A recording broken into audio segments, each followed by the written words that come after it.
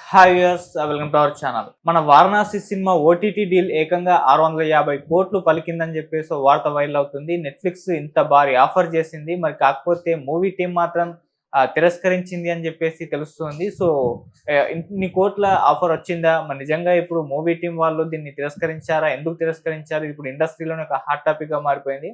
ఇప్పుడు దీని గురించే డిస్కస్ చేయడానికి ప్రజెంట్ మనతో పాటు సీనియర్ జర్నలిస్ట్ ఇమ్మంది రామారావు గారు ఉన్నారు. వారిని అడిగి తెలుసుకునే ప్రయత్నం చేద్దాం. నమస్కారం సార్.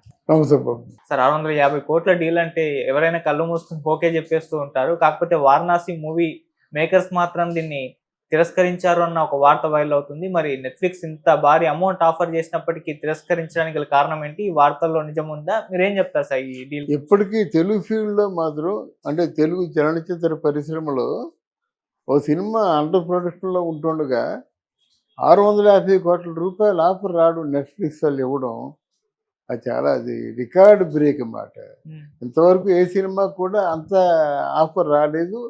ఇక ముందు వస్తుందన్న ఆశ లేదు. మళ్ళీ వస్తే రాజమౌళి తాలూకు ఆ మహాభారతానికే రావాలి. నాకు కనుచూపు మేరలో కనబడటం లే.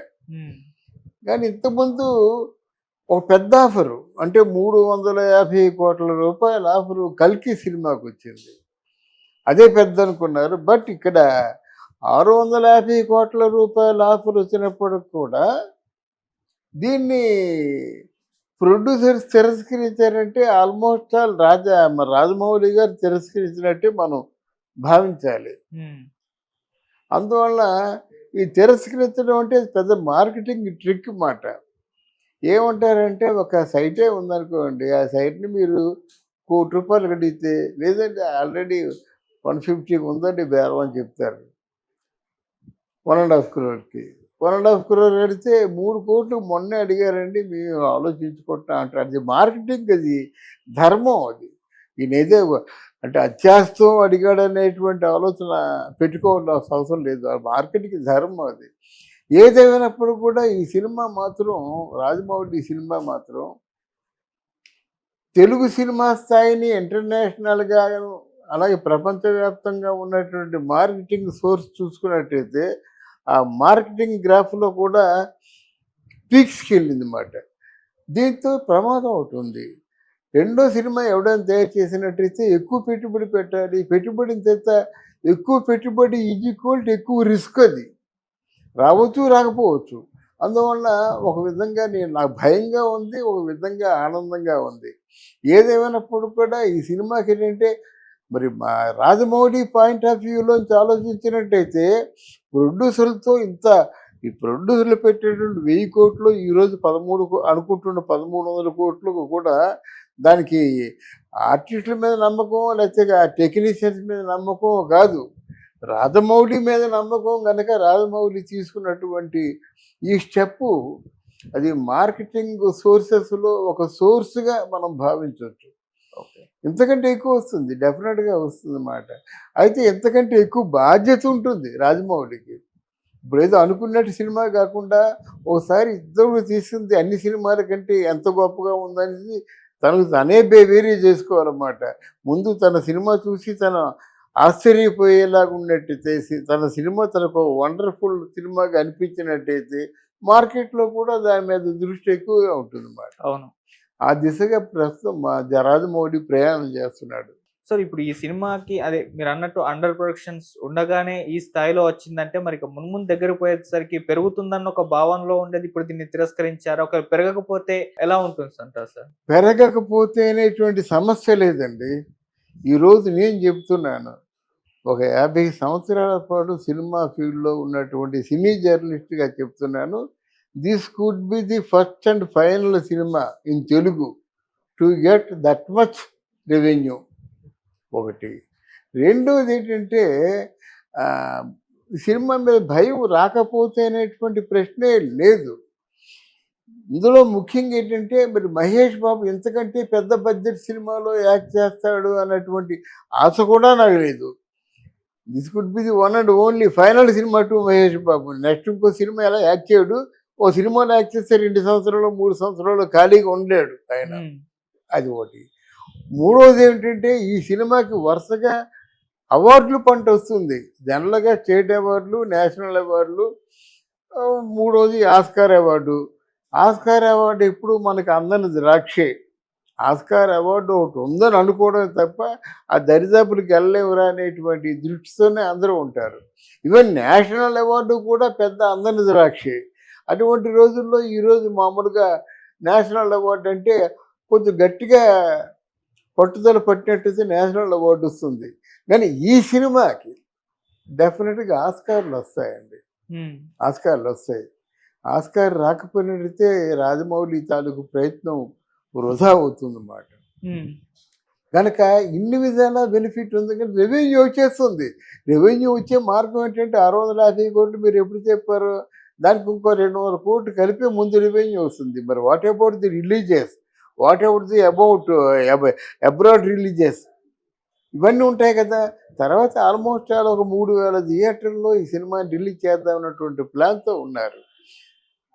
వెరసి అన్ని విధాలా కూడా మన తెలుగు ఇండస్ట్రీలో, తెలుగు టాలీవుడ్ ఫిలిమ్స్లో ఇది వన్ అండ్ ఓన్లీ ఫిలింగా మనం చెప్పుకోవచ్చు. సో ఇప్పుడు 650 కోట్లు అని అంటే ఆల్రెడీ సినిమా మేకింగ్ ఏమో 1200 కోట్ల వరకు వెళ్తుందని అంటున్నారు. సో ఈ స్థాయిలో ఈ సినిమా బిజినెస్ జరగడం అనేది ఇప్పుడు అందరినీ కూడా అంటే ఆశ్చర్యానికి ఏం లేదు. ఆల్రెడీ రాజమౌళి గారి మార్కెట్ ఆ స్థాయిలో విస్తరించింది. మరి కలెక్షన్స్ అంటే ఏ రేంజ్ లో ఎక్స్పెక్ట్ చేస్తున్నారు అనుకోవచ్చు సార్? సినిమా కలెక్షన్స్ ఏ రేంజ్లో అంటే, సినిమా కలెక్షన్స్ కంటే సినిమా మీద రైట్స్కి బాగా వస్తుందండి అమౌంట్. అవును. మ్యూజిక్ వస్తుంది, ఓవర్సీస్ మార్కెట్కి వస్తుంది. తర్వాత ఇక్కడ పాన్ ఇండియా సినిమాగా ఇండియన్ లాంగ్వేజెస్లో వచ్చినటువంటి రెవెన్యూ వస్తుంది. ముఖ్యంగా వీరికి పెద్ద రెవెన్యూ సోర్స్ హిందీ అండి, నార్త్ ఇండియా. అది ఎందుకంటే మనకి ఇక్కడ తెలుగు కంటే ఎక్కువ, తెలుగు ఉభయ రాష్ట్రాలు సీడెడ్ నైజాము ప్లస్ ఆంధ్ర మాట. ఇక్కడ మనకి సీడెడ్ ఆంధ్ర కలిసి ఉంటుందన్నమాట. సీడెడ్ ఆంధ్ర కలిస్తే ఎంతో, నైజాం ఒకటి అంత. ఈ రెండు కలిస్తే వచ్చేటువంటి మార్కెట్ కూడా చిన్న మార్కెట్ కాదు, దీనికంటే ఎక్కువ వస్తుంది. ఓకే. మన నార్త్ ఇండియాలో అది మాట. అందువల్ల దానికి పునాదులు వేసుకుంటున్నాడు. ఇప్పుడు అమ్మేవాళ్ళు ఎలా, కొనేవాళ్ళు ఎలా కొంటారంటే, ఎంత కొన్నారండి సీడెడ్ నైజాం అంటారన్నమాట. ఓహో, సీడెడ్ నైజాం ఎంత కొన్నారా, అది అవుట్ రైట్గా ఆంధ్ర మాకు ఇంతకు ఇచ్చేయండి, రెండు కలిసి ఎంత అయితే రేటు ఉందో ఆ రేటుకి ఇచ్చేయండి అంటారన్నమాట. మొదటి నుంచి కూడా వ్యాపారంలో అలాగ ఉంటాయి. కనుక అన్ని విధాలుగా వ్యాపారం సోర్సెస్ కనపరిచాడు. మీరు అన్నట్టుగా 1200 కోట్ల రూపాయలు సినిమాకి అవ్వటం లేదండి. సినిమాకి ప్రమోటింగు బడ్జెట్తో కలిపితే అంత అవుతుంది. 1200 1300 కోట్లు ఉన్నాయనుకోండి. ప్రమోటింగ్లో దిగిన తర్వాత ఎక్కువ కావచ్చు, తక్కువ కావచ్చు, బట్ ఎనీవే 200 కోట్లకి ఎక్కువే అవుతుంది ప్రమోషన్ మాత్రం. అది ప్రమోషన్ ఇండియాలో కాదు, అది మెయిన్ కంట్రీస్లో కూడా ప్రమోషన్ చూపించి దీని తాలూకు వైభవం ఏమిటో చెప్తాడు అక్కడ. హాలీవుడ్ ప్రొడ్యూసర్ని, హాలీవుడ్ డైరెక్టర్ని కూడా కొంచెం కనువిప్పు కలిగించాడు రాజమౌళి మాట. ఓకే. ఇది చిన్న ప్రయత్నం కాదు, ఇది రాజమౌళి చేసేది చాలా గట్టి ప్రయత్నం. అందుకే నేను చెప్పాను, 2 ఆస్కార్లు కొట్టి రాగానే రాజమౌళి వారోత్సవాలు పెట్టండి. రాజమౌళి 9 సినిమాలు ఎవడండి ఇంత సూపర్ హిట్గా ఘంటాపథంగా హిట్లు కొట్టినవాడండి. అట్లాంటి డైరెక్ట్గా ఒక విలువ ఇవ్వద్దండి, ఆ ఫంక్షన్ చేయొద్దండి. ఎవరైనా పూనుకుంటున్నారండి, ఏమైనా ఇథిక్స్ ఉన్నాయండి? రాజమౌళి అది కాకుండా రాజమౌళి ఏదో అర్ధతతో ఉన్న మాటకేమో చెలవులు పలవులు అల్లేసి గోరంతలు కొండంతలు చేసి ఎప్పటికీ ట్రోల్ చేస్తున్నారు. ఆయన్ని బుద్ధి జ్ఞానం ఏమైనా ఉందా వాళ్ళకి? మన తాలూకు తెలుగు సినిమా తాలూకు వైభవాన్ని నిలబెట్టిన వాడికి ఇన్ని కష్టాల, ఇన్ని మాటల. గనక అది నాకు ఎప్పుడు కూడా బాధగానే ఉందన్నమాట. ఎవరు కొంచెం అంటే ఇంగితం ఉన్న వాళ్ళు ఎవరు రాజమౌళిని అలా ఆ విధంగా ట్రోల్ చేయడం కానీ, రాజమౌళిని నిందించడం కానీ, రకరకాల మాట. అరే రాజమౌళి గుర్తుంచుకో, ఇలా గుండెల్లో ఉంచుకొని ఇట్లాంటి మాటలు మాట్లాడడం నాకు చాలా బాధగా ఉందన్నమాట జర్నలిస్ట్గా.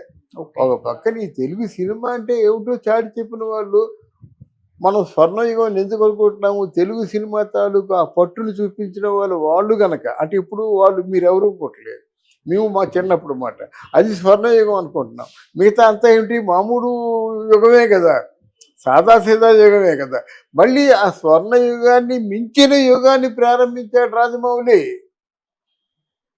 తెలుగు సినిమా గురించి చెప్పుకున్నట్టే అప్పుడు ఆ రోజుల్లో కేవీ రెడ్డి, మాయాబజారు, పాతాళ గారు ఎలా చెప్పుకున్నారో ఆ రోజుల్లో బాలరాజు అలా చెప్పుకున్నారు, ఇప్పుడు ఇలా చెప్పుకుంటున్నారు అన్నమాట. రాజమౌళి సినిమాలు అని చెప్పుకుంటున్నారు. అది కూడా రాజమౌళి సినిమాలే స్వర్ణయుగం.